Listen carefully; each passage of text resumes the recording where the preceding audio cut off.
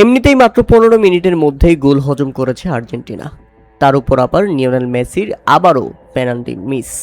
তাতে রেগে যাওয়াটা স্বাভাবিক কোচের এই বিরক্ত বোধ।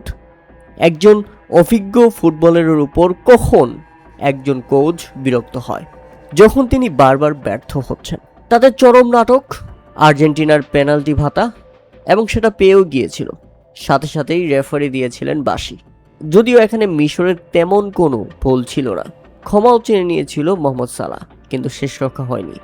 পেনাল্টি মানে পেনাল্টি, রেফারির সিদ্ধান্ত চূড়ান্ত। অবশেষে মেসির কিক এবং দারুণভাবে বলটাকে আটকে দেন মিশরের গোলরক্ষক মুস্তাফা সোবের। মেসির ছিল নিখুঁত টাইমিং এবং মুস্তাফা সোবেরেরও ছিল দারুণ ড্রাইভ। একেবারে উল্লাসে মাতল মিশর আর হতাশায় পড়ল আর্জেন্টিনা। এর আগে মাত্র 15 মিনিটেই গোল করে এগিয়ে গেছে মিশর। শর্ট কর্নার থেকে দারুণ এক আক্রমণে উঠে যায় মিশর।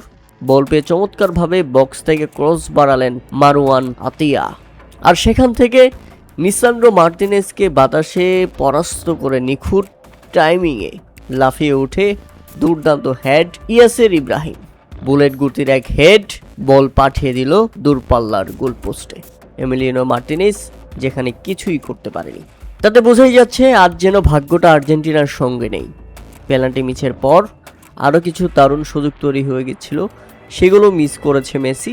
পেনাল্টি মিসের জন্য লিওনেল মেসি হতশ্রী এক রেকর্ডও করে ফেললেন আজকে। বিশ্বের সর্বকালের অন্যতম সেরা ফুটবলারের নামের পাশে এই পরিসংখ্যানটা বড্ড লজ্জার। বিশ্বকাপে এই নিয়ে মোট 8টি পেনাল্টি নিলেন লিওনেল মেসি, যার মধ্যে 4টি মিস করেছেন তিনি। বিশ্বমঞ্চে নেওয়া তার শট অর্ধেকের বেশি জালে জড়াতে ব্যর্থ হয়েছে।